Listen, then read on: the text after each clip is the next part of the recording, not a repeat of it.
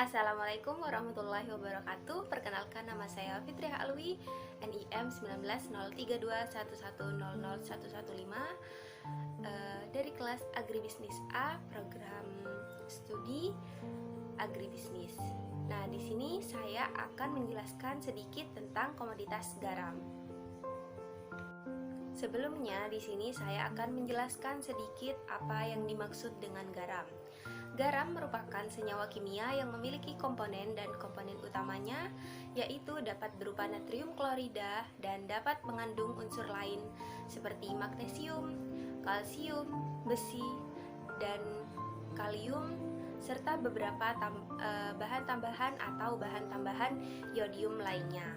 Dan yang kedua yaitu garam itu dari proses pembuatan garam yang ada di Indonesia itu biasanya dengan cara menguapkan air laut dengan menggunakan dan sinar matahari atau sumber panas lainnya. Dan pada slide yang ketiga di sini saya akan menjelaskan beberapa poin-poin tentang macam-macam garam. Yang pertama di sini ada garam Himalaya. Dan yang kedua di sini ada garam laut, yang ketiga ada garam meja, dan yang keempat ada garam krosok.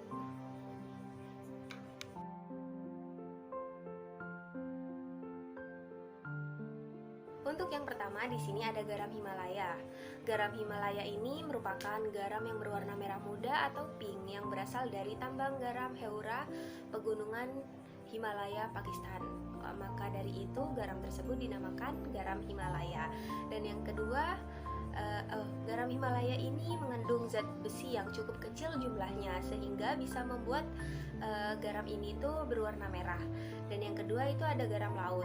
Garam laut ini dipanen dengan air yang menguap dengan cara pembuatan garam seperti biasanya, sehingga rasanya itu jadi sedikit lebih asin.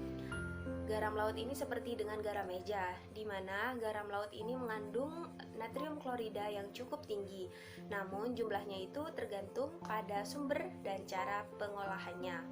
Selain itu juga garam laut ini terdapat mineral seperti kalium, zat besi, serta seng. Dan untuk yang ketiga itu di sini ada garam meja. Garam meja ini sering kita sebut seperti garam yodium, di mana butiran garam meja ini sangatlah halus dan mengandung kalium ioida serta zat anti penggumpalan.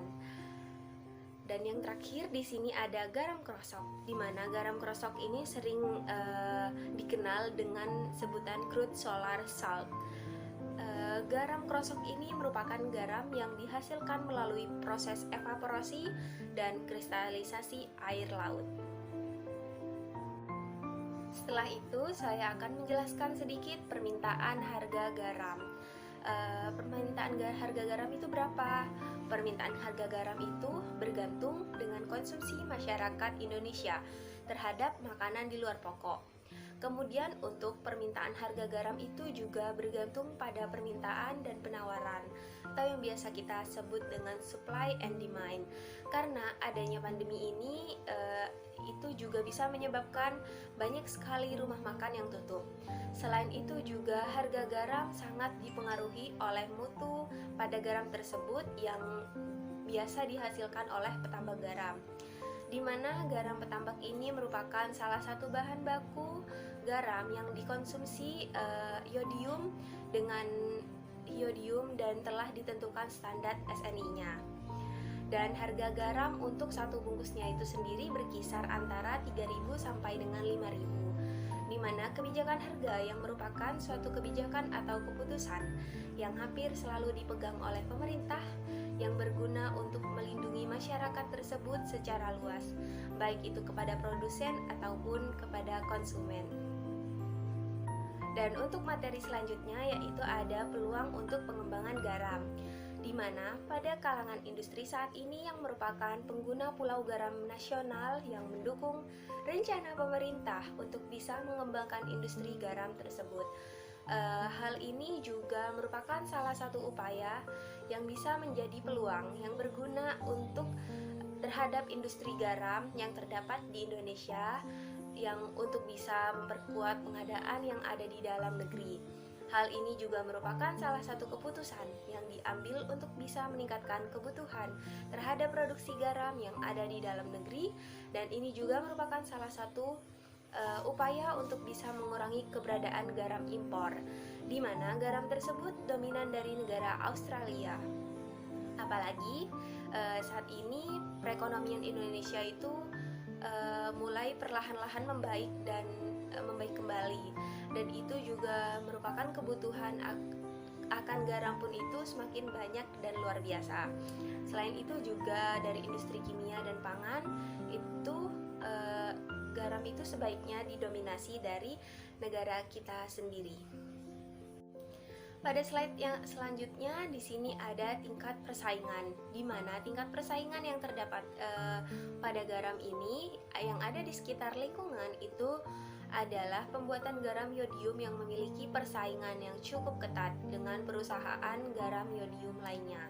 Selain itu juga rendahnya kualitas garam yang ada di Indonesia juga menyebabkan persaingan yang terjadi dengan garam impor dan membuat garam tersebut yang berada di dalam negeri semakin tertekan, karena pada akhirnya itu akan berdampak kepada perekonomian petani garam, di mana garam tersebut merupakan salah satu roda penggerak perekonomian, yaitu adalah usaha produksi garam rakyat.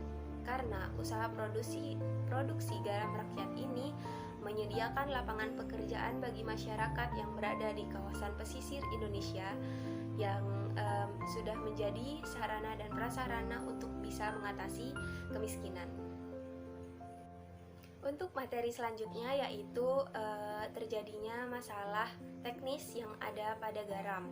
Permasalahan teknis yang terjadi pada garam itu adalah pada teknik budidaya garam itu sendiri yang terjadi di Indonesia, dan pada umumnya itu menggunakan air laut. Air laut terhadap suatu lahan yang luas untuk bisa memanfaatkan energi panas dari sinar matahari tersebut, atau yang biasa disebut dengan solar evaporation. Di Indonesia ini juga masih sangat ketergantungan sekali terhadap garam impor, dan ini juga merupakan salah satu petanda masih adanya masalah yang terjadi pada industri garam nasional yang harus dibenahi. Selain itu juga banyak sekali masalah yang terjadi, salah satunya yaitu merupakan produksi garam yang dikelola tersebut memiliki nilai produktivitasnya yang sangat rendah, serta kualitas pada garamnya itu masih dirasa kurang baik. Dan juga untuk pembuatan garam di petambak ini dinilai sangat lambat sekali dalam pertumbuhannya, dan itu juga disebabkan oleh hampir tidak adanya sama sekali sentuhan terhadap teknologi untuk garam tersebut yang memadai terhadap pembuatan garam. Sudah saatnya pemerintah tersebut melakukan pendekatan yang berguna untuk memproduksi. Sementara itu, untuk saat ini daya tampung terhadap industri garam itu hanya dilokalisir oleh BUMN. Pada saat pemerintah melakukan pendekatan yang bertujuan untuk agar para petani garam itu semakin bersemangat untuk bekerja dan tidak lupa kadar garam yang terkandung di dalam garam itu lebih diperhatikan lagi. Permasalahan yang ada di sekitar garam. Permasalahan yang ada di sekitar garam ini adanya dalam sistem produksi, yaitu pada kebijakan yang telah ada dan dilakukan oleh pemerintah ini guna bisa meningkatkan dan memperbaiki kuantitas serta kualitas produksi garam nasional, di mana rendahnya kualitas produksi garam serta adanya persaingan dengan garam impor membuat harga garam yang ada di dalam negeri semakin tertekan, yang pada akhirnya akan berdampak kepada kesejahteraan petani garam. Selain itu juga kualitas garam rakyat yang kurang bisa bersaing terhadap kualitas garam impor, dan teknologi juga yang belum berkembang, serta sarana dan prasarana produksi garam rakyat yang kurang memadai. Selain itu juga kemampuan pemasaran garam rakyat yang umumnya masih skala lokal. Hal ini juga menyebabkan garam lokal cenderung kalah bersaing dengan garam impor. Dan untuk selanjutnya yaitu peningkatan kualitas garam ini bertujuan untuk meningkatkan kandungan natrium klorida atau NaCl garam tersebut sehingga sudah sesuai dengan porsi dan porsinya masing-masing. Untuk permasalahan yang terdapat pada sistem produksi yaitu kegiatan yang dipengaruhi oleh musim, usaha tambak garam konvensional ini hanya dilakukan ketika musim kemarau.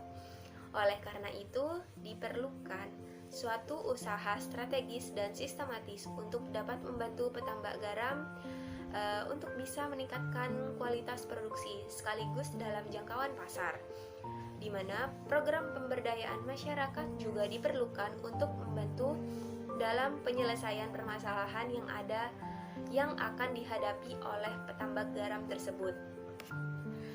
Selain itu juga dalam penyelesaian permasalahan yang beragam itu diperlukan adanya suatu tindak lanjut yang bisa mengarahkan agar suatu kegiatan penyuluhan tersebut dapat segera terlaksana, sehingga diperlukan uji GMP, uji gawat, mendesak, dan penyebaran yang nantinya akan dilaksanakan sesuai dengan prioritas masing-masing. Selain itu juga dalam rangka mencapai swasembada garam nasional mulai tahun 2011 yang difokuskan untuk bisa meningkatkan kesejahteraan petambak garam yang pelaksanaannya dengan prinsip bottom up, artinya petambak garam tersebut yang merencanakan, melaksanakan, memonitoring, mengevaluasi kegiatan sesuai dengan mekanisme yang telah mereka tentukan. Menurut Kementerian Kelautan dan Perikanan atau KKP, pada tahun 2011 ini bertujuan untuk program pemberdayaan usaha garam rakyat atau yang biasa kita sebut dengan PUGAR, yaitu yang pertama memperdayakan dan meningkatkan kapasitas petambak garam rakyat yang tergabung dalam PUGAR. Yang kedua, meningkatkan akses terhadap permodalan, pemasaran, informasi, serta ilmu pengetahuan dan teknologi bagi PUGAR. Dan yang ketiga yaitu meningkatkan produksi garam konsumsi untuk mendukung swasembada garam konsumsi tahun 2012. Dan yang terakhir yaitu meningkatkan kualitas garam rakyat. Dan pada slide yang terakhir di sini ada dua foto, di mana foto yang pertama sebelah kiri itu merupakan proses pembuatan garam yang menggunakan yang memanfaatkan energi matahari, dan untuk gambar yang kedua yaitu hasil dari garam tersebut, di mana garam tersebut sudah dipanen dan dikumpulkan dalam satu tempat dan ditutup dengan terpal yang sangat besar, ya. Itu bertujuan untuk melindungi garam tersebut dari air hujan. Sekian presentasi dari saya, kurang lebihnya mohon maaf. Wassalamualaikum warahmatullahi wabarakatuh.